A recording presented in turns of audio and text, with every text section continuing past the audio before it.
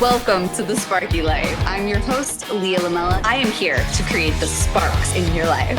And here we discuss the builders of our civilization. All things construction career oriented. Every Thursday. Welcome back, my blue-collar baddies. As your host every Thursday, I bring you the skilled trades construction leaders who build the things that make our lives work. What if I run out of construction industry gurus? It could happen. In 2025, the construction industry across the United States and Canada faces an unprecedented crisis, a severe labor shortage that's bringing projects to a standstill and threatening our economy. According to the Builders and Contractors Association, the United States construction industry needs 439,000 new workers in 2025. What drove skilled workers away from this vital industry? One aspect to this development is the toxic workplace culture in construction. When I was an apprentice, a young Sparky, my colleagues divulged to me feelings of constant pressure from unrealistic time pressure constraints. There was no respect for personal time. Basically, didn't care if life happened and your car broke down, you were penalized for not being at work. Safety was often overlooked, and they didn't feel valued or protected. A staggering 56% turnover rate since 2021 highlights the dissatisfaction among construction workers. Negative perceptions of the industry deter new talent. Many view construction jobs as physically demanding, which is accurate, low paying, which is inaccurate, and lacking career advancement opportunities. Completely untrue. The labor shortage is projected to cost the United States economy billions in the coming years. This is no longer a matter of a skills gap or a few million people unemployed and employers frustrated because of the mismatch of skills. This is a matter of national security, I think, because I think it goes right to our identity as a people. In Canada, over 93,000 construction jobs remain unfilled, with an estimated need for 500,000 more workers by 2030 to meet housing demands. If this trend continues, the economic repercussions will be severe, affecting everything from the housing markets to critical infrastructure development. So what can be done? Well, we can foster a culture of respect and safety and growth, investing in modernized training programs and promoting the diverse career opportunities in construction is essential. Today's guest, Jonathan Sanelli, a strategic construction broker. He demonstrates a specialized forward-thinking approach to business, disrupting the traditional toxicity and transactionalism which exists within the construction industry today. And with 3 decades of experience behind him, a background in project management, and a fellow licensed Sparky, Jonathan is here with us today to address the toxic culture and share how we can rebuild the foundation of the construction industry. It's time to construct a better tomorrow together. So welcome with me, Jonathan Sanelli. Before we begin, a quick word from our sponsor, Supply House. Before you make that first connection on your next electrical job, connect with supplyhouse.com. They have got a huge inventory with the top brands in stock and real customer service from real people. That's right, you call in and you speak to a human being. Pretty awesome. Highly recommend you check out supplyhouse.com today. Now let's start our show. Thank you so much for coming on The Sparky Life, Jonathan. I'm so happy you're here with me. You're welcome. This is exciting. This is phenomenal.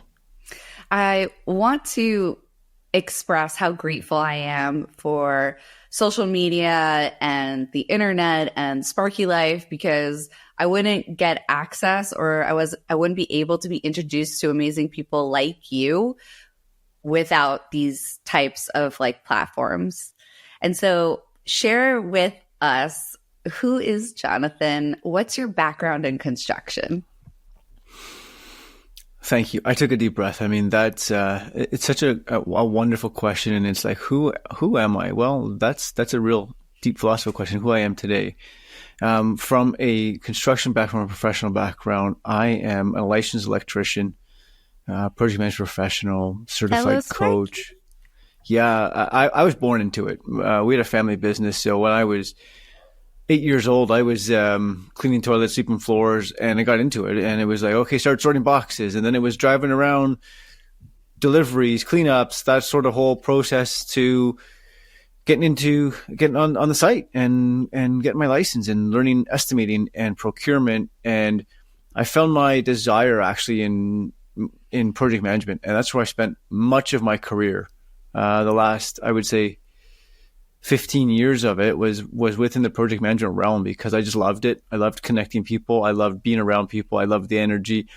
And I never really gave a damn how things got done. I always was really concerned about what makes people, and how do we connect better, and how do we communicate better, and how do we lead our sites differently. And that transitioned to where I am today. And today, 5 years ago, I stepped away and I saw something different. I wrote a couple of different books. I started a podcast, and I started sharing my message and my thoughts with the world. I said, you know what, if I've learned something from a leadership standpoint on how to run sites differently, how to do it differently, then shame on me for not sharing. And that's where I am today, in a leadership capacity as a strategic advisor, one-on-one coaching, training, education, and making a difference in the construction space. Yeah. Well, you are doing an amazing job. Thank Definitely you. Getting your message out there. And I think that it's really important how passionate you are about sharing it, and that you were able to make these changes and implement them. So now why not help others do it? Because a lot of the time when I talk about making changes in construction culture, I get tons of pushback, like that would never work, or this has been we've been doing it this way for forever long, or yeah, good luck getting the guys to do that. Right. So what has been your experience, and have you ever come up against those types of people? Oh yeah, I mean that's a rhetorical question. Has it ever come? All the time. It hits you right in the face. Every construction site you walk on, we've always done it this way. I don't give a damn how you've always done it. How well is that working for you? Yeah. How well is that serving you? A lot of them feel like, oh, just fine. Like they think, because it's very closed thinking. They think it's serving them. Like I can't tell you how many times I've heard from guys, even, they say, don't meet your role models. One of my past role models that I met, I heard him say that, being beat up on and hazed and like treated rough helped make him the man today. And I'm like, I think you're the man today in spite of how you were treated. Yes. So I think you're putting value in the wrong thing, but he didn't see it that way. And I find that a lot of the old school thinking tends to lean into that. Like you're somehow less of a man if you not rough and tumbly and like getting screamed at or being treated poorly, which does not compute in my mind. Well, it doesn't. And this is the thing that sort of drives me. It's the frame of reference, right? Everybody's got a frame of reference and lenses through which they see things, and how our brains are meaning making machines, right? So something occurs and we want to associate why that occurred. And I'm here to flip the script and say, rather than using why, because why triggers a defensive mode. Why'd you do it that way? Mm-hmm. No, what if you walked in and said, hey man, what made you run the conduit from that point to that point in that manner? Because I might have done it differently. So help me understand that. Very different than saying, hey, you're a dickhead. Why would you do it that way? What are you, an idiot? Right? We laugh, right? But how many times does it actually occur? all the time, right? It's And there's and people walk away and that guy's an idiot. We can't find the right people. yeah. No, you can find the right people. And when you do, incubate them and support them Yes. and show up as a human being. That's one thing that I learned, right? I'll tell you, like, every site I walked into, I had to reset my ground. I had to ground myself before I showed up there. And park the presuppositions and transferences and stuff that I'm carrying forward.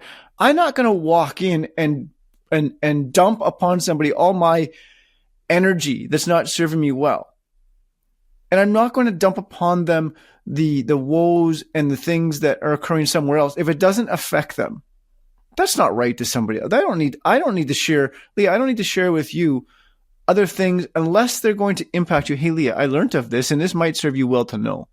There's a new code regulation coming out. There's a new, we've been pinched a little bit here. Be aware of this, right? And here's something. Oh, what do you? And get some feedback.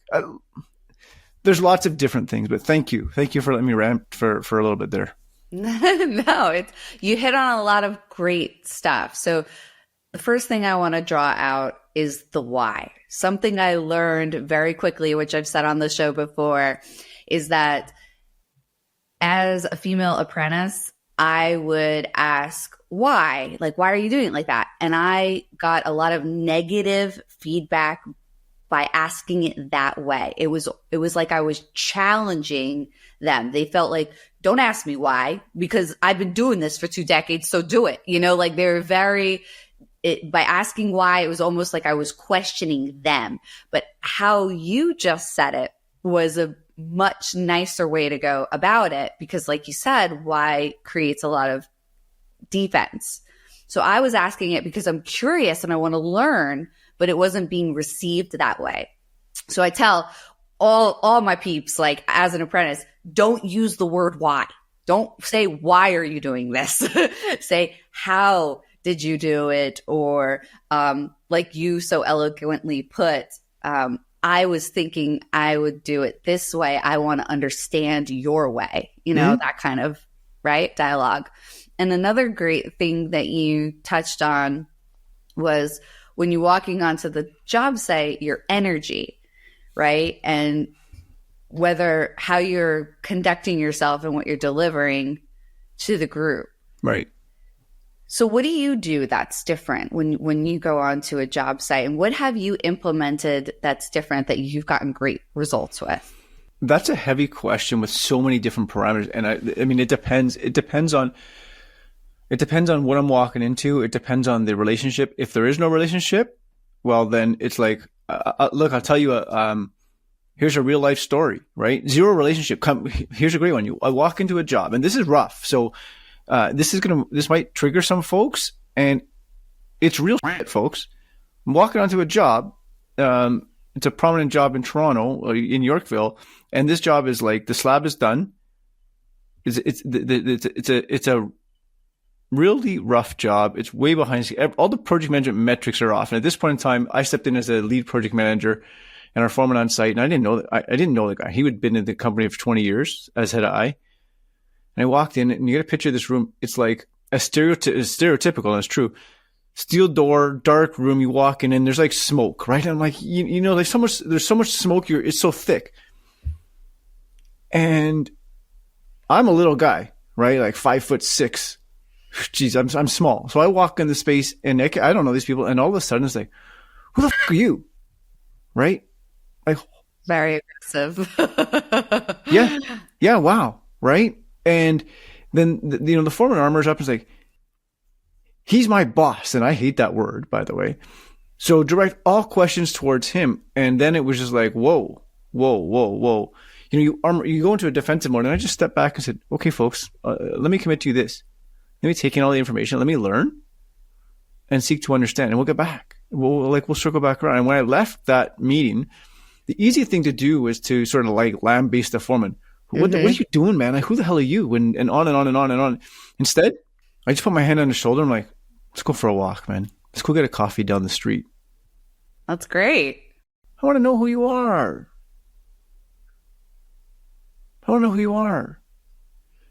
right? Know the audience coming in a little bit. You got to do a little bit of research, folks. Yeah, I think what I take away from that is your key point of connecting with people and not focusing on the job when you're brand new, don't have a relationship with somebody, walking into basically what we call a show. Like we've all been on those jobs. Yeah. And instead of, trying to see whose gets bigger. That's exactly what it is, yeah. You're trying to connect with the person and build a rapport. And in that, things about the job will start to reveal themselves. So I think that that's a very clever approach and a much healthier approach. Can I share another thought on that? Oh, please. So there's a few things, folks. Like in order to connect with somebody, you need to be wholeheartedly present. And what that actually means is if I'm with you, I'm present with you. And when I'm present with you, now I can form the basis of connection. You say, well, so why connection? Why connection? Because connection fosters trust. And without trust, we have no culture. But we don't build trust, and culture organically forms regardless. Like the culture of a site is going to happen whether you curate it or not. Yeah. So I'm suggesting be cause in the matter and co-create the reality you want to create. Connection and presence. Now, have you always had this approach, or did you replicate what you saw and then realize that doesn't work and tried this approach? That's a fantastic question. I think it's all of the above. There's not one defining moment in my life. I've always been a human being that strives for continuous improvement and constantly educating myself and learning and observing. The biggest thing I'm going to tell you, the biggest thing I did was just shut up and listen. There were so many times where I'd be in there and you feel small, right? Sometimes you feel small. Oh, you don't say anything, right? But what happens is the knowledge and the insights and the observations that you consciously and subconsciously pick up on, that forms a robust foundation. And I started being curious, like curiosity before judgment. Being a fellow Sparky, you know what it's like to be the low man on the totem pole. Yeah. The guy's doing the real work. Okay. Right. Like, and I'm sure you're well aware that general contractors, superintendents, PMs, they're not well liked by the guys on the ground, right? Mm-hmm. A lot of the time, it's because we feel like they're not really on our team.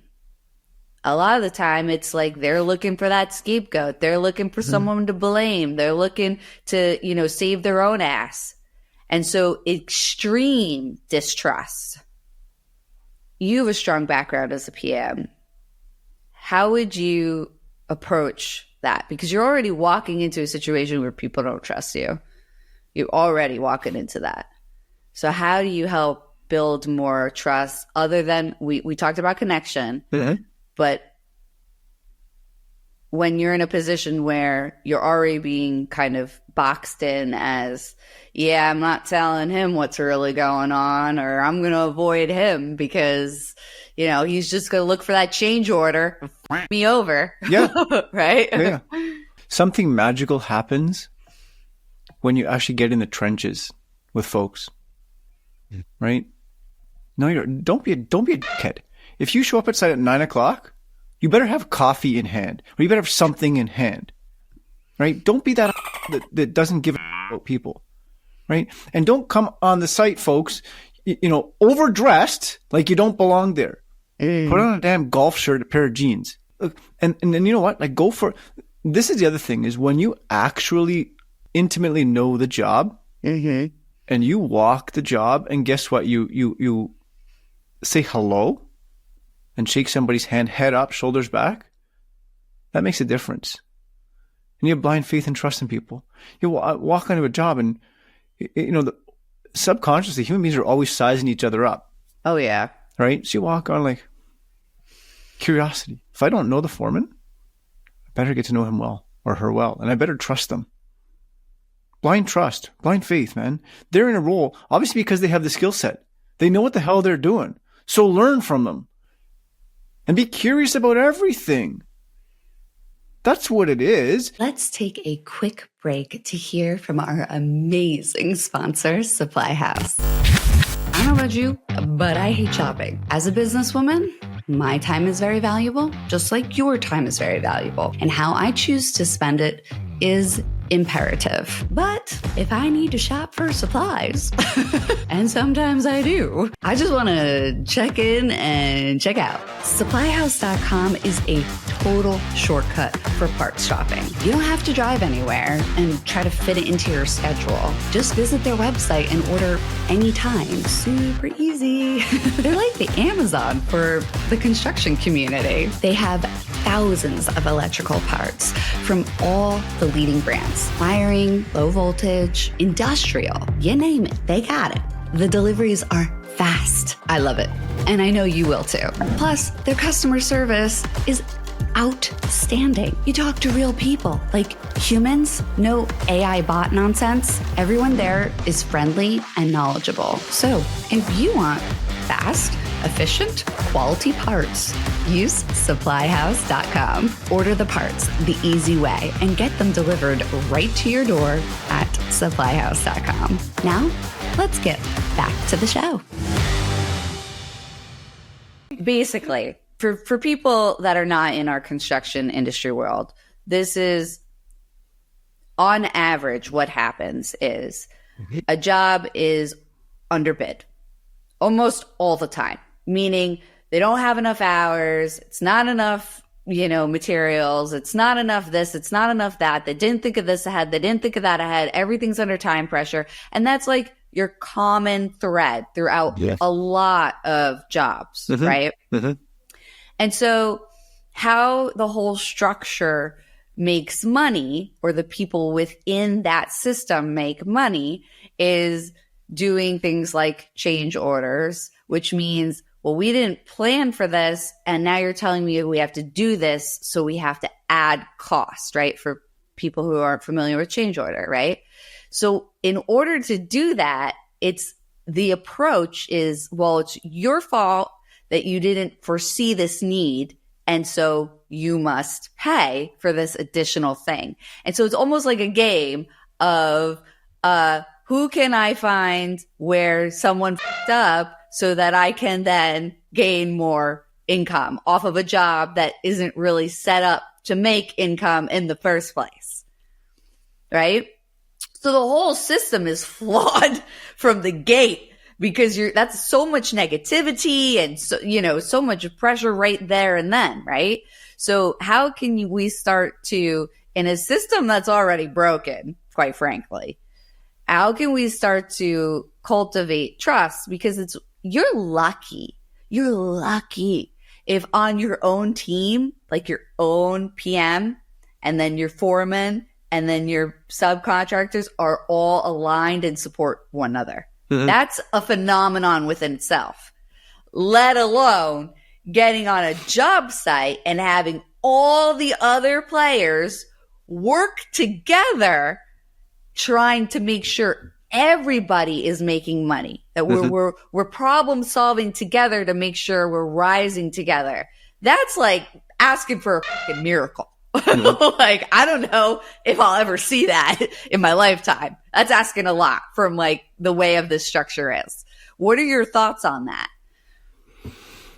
The word change order irks me the wrong way. A change order doesn't serve anybody well. It disrupts every metric of the project. Nobody likes a change order. I don't give a shit who you think you are. Even when you price a change order, you're pricing it because you know you're going to take a haircut on it. And you're only going to get paid 50%, or if you're lucky, 50%, more like 10 cents on the dollar. And then what happens is it disrupts the entire crew downstream.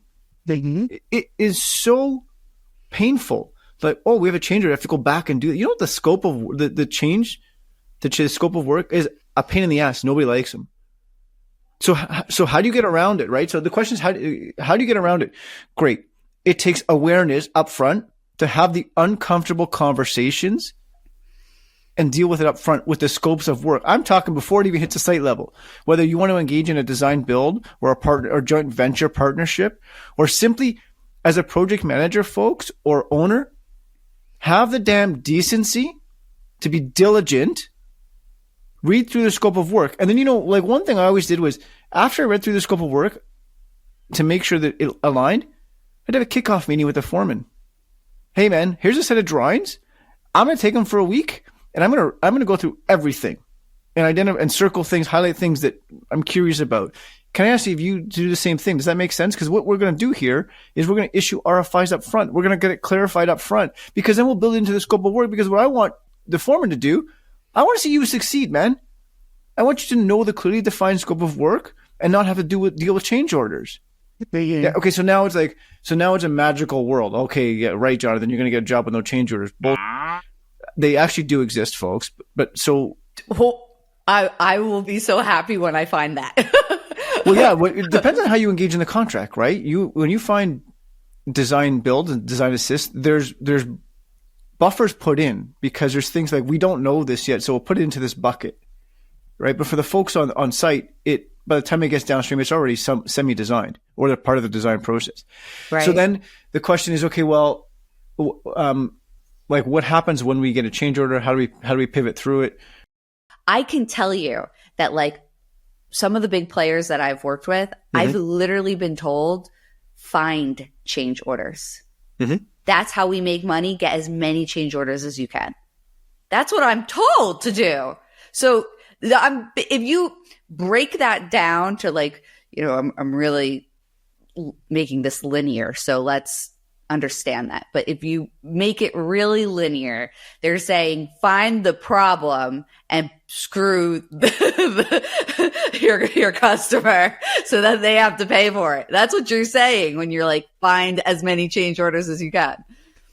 Yeah, and then what happens there? You have blinders on, right? Your focus of thinking becomes so narrow. It's just like, I gotta find how am I? And then there's pressure and there's stresses, right? I'm saying approach it differently, right?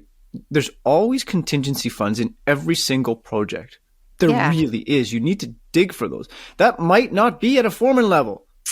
It could be at a project manager level, but it could be at a foreman level. Here's one thing. This is a crazy, ridiculous idea and I got to tell you, the thing that brings people together is food and drink. We put an oven in one of our shacks. Yeah, you laugh, and most people did, right? Like, what the f*** are you guys doing? Put in an oven. You know what happened next?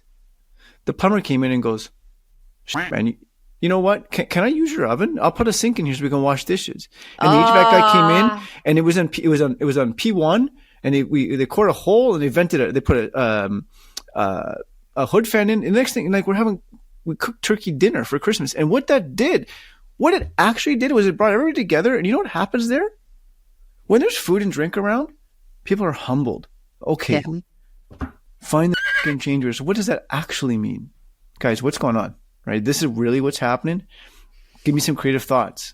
Yes. When you're sitting there having a coffee, having a meal, that situation actually turned out magical because it turned into like potluck Fridays where every Friday there would be like, what's the theme or the culture? And then you bring people's heritages into it and they become proud. And all of a sudden that human-to-human connection illuminates. That's super cool. You park aside the project metrics. They're there. Hey, we're told to find a change order. You told it? Yeah, we're told the same thing. Okay, so what'd you come up with? Oh, I didn't know that. Oh, I didn't know that. Oh, well, if we do it this way, we can actually team up, right? Rather than like find a change order. Because all you're doing finding a change order is you're asking for conflict later on. You're deferring a problem, folks. Yeah.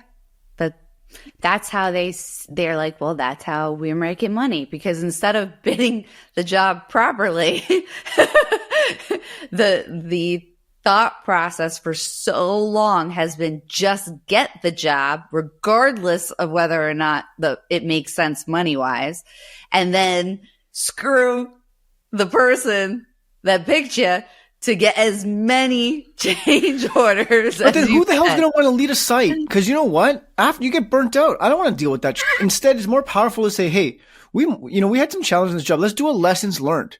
So the next time we bid a job that's of similar capacity, we know we went freaking wrong. Well, that's going to be inclusive. That's going to make me want to say, I want to do this role, not what I want. How many times do you hear this? I know I hear it. I don't want to do this role for, it's not worth the extra few bucks an hour. Yeah, exactly. Right? That's a shitty attitude. And that's not the foreman's or the leader's fault for saying that. It's the culture they're embedded in. Well, 100%, that's true. But when you said, who would want to do that job? It's been my experience. And granted, I haven't been in this in a decade. Okay.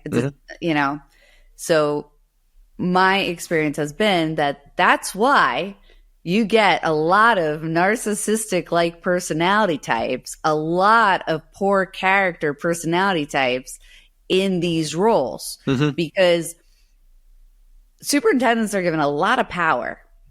And when you have people like general contractors, superintendents, you know, PMs, and one of the things that I love about construction, but can be taken to the dark side, is that there's so much manipulation you can do within the materials, the contract, the labor, the money to make it work. And if you are clever and creative, you can do this in a positive way. If you are always looking to get one up on someone or have, you know, a narcissistic character, you're going to use it to screw people over. And a lot of these types of guys will start fires, pretend like they didn't start the fire, right? Nobody knows they started the fire. And then they'll come in like, here I come. I'm putting the fire out, saving the day. And then what happens? They get promoted for it. So it's like cultivating that negative behavior. So that's who I see that. And it also makes sense to me now why the culture is so toxic for so long. Because the behaviors have been like, you screw someone over, you throw someone under the bus, guess what? You get rewarded for that. And then I think people that, you know, are more intent on like being honest and authentic and transparent and wanting everyone to win get burnt out. And that's why you get, you know, them leaving. So you're up against, you know, when I started this battle, just like, you know, you're invested in this battle of changing the culture. This is not an easy switch, right? Well, it's simple. It's not. I mean, it is simple. It's not easy. No, right? But I'm tired simple. Of the toxicity and the transactionalism on a site. Like, how do we sit there and go, well, we can't get people, and there's nobody who wants to do good work, and then in the same narrative, I'm gonna say, bull. Yes, you're right. Bull. Here's what I can tell you. What I believe, you could believe different things, but every single person is a human being on that site. Some might be aliens if that's the stuff you believe. I don't know. But I'm telling you, when you approach people that Leah's got good days and bad days, or maybe she's hungry, maybe she's tired, maybe her dog kept her up, maybe something else is going on, because the behavior of what's actually occurring is an expression of something deeper. And when you approach with curiosity and you connect at a human-to-human level, I don't give all the external influences. You know what people say eventually? Fuck off. I don't give a shit about the money anymore. Right. I say this all the like. Here's a perfect example. I just want to pivot to the bricklayers for a second, because I walk the sites and I'm like, who the hell wants to lay bricks anymore? Who the hell wants to carry blocks and make mortar? And I'll say this to the bricklayers and like, oh, well, we pay them well. You could pay them a boatload of money. The guy's going to be 70 years old. Who the hell wants to do, and who wants to get in and say, hey, you want to lug blocks around? No. Unless you start approaching people as human beings. Well, I mean, I have met some incredible, amazing human beings in the construction industry. And I mean, they're what I call, you know, fits every level that you would want a person to fit, meaning they're athletic, they, you know how to have the tools be an extension of their body, they're very intelligent. And when I'm talking about intelligence, I'm specifically talking about knowing how to pivot, knowing how to problem solve, knowing how to think quickly on their feet. And they're just, completely incredible human beings. And I believe very strongly that the construction industry, because of the nature of the work, helps to build that type of person, those type of huge life strengths. Right. That's why they're saying, like, the new millionaires are the skilled trades people. Like, it is what it is, right? But it's such a shame that we lose so many great, amazing people because of such a negative, toxic environment. Now, I know that there are amazing companies out there. I know that. I've worked at some of them. Sure. So they're not all like this. It's not all a disaster. It's not all, the problem is that the negative culture is the majority and the positive is a minority. Do you think it's changing? Do you think that's going to flip? With every cell in my body, yes. Oh, I love that. I love that. That's why not just me, you, and I can, there's a boatload of people out there who give a damn, and it's my mission to make sure that happens. That's what life's about. Yes. I if love we it. do things the same way we always did, then shame on us. And what legacy do you leaving behind, folks? This is some of the work I do. Like, if you don't do the internal work yourself and start asking the questions of yourself, then how the hell can I hold myself to higher standards and expect that of other people? Yeah. Who am I as a human being? What do I want to leave? What's the legacy I want to leave behind? Because at the end of the day, your reputation's all you've got. Jonathan, what do you think makes a great leader? Somebody who doesn't half-ass it, gives a damn, and does the work themselves. Do not ever put somebody in a compromising position that you would not be willing to put yourself in, or any member of your family that you actually care about. Set the standards, set the expectations, and hold yourself to them.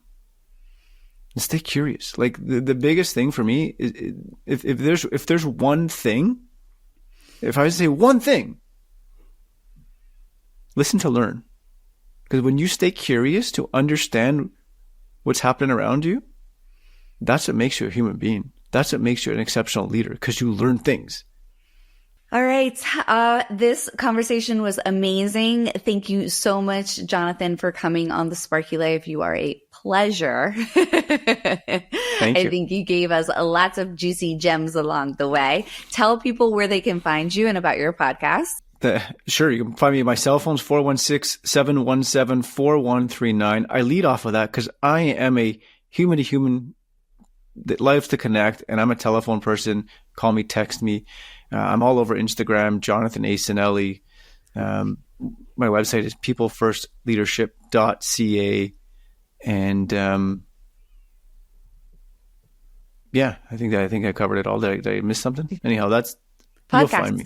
Oh, podcast. People First Podcast with Jonathan Sinelli. That's what it is. I love that. I love that name. Thank you. Very good. Thank you, Jonathan. It's a pleasure. You're welcome. Thank you.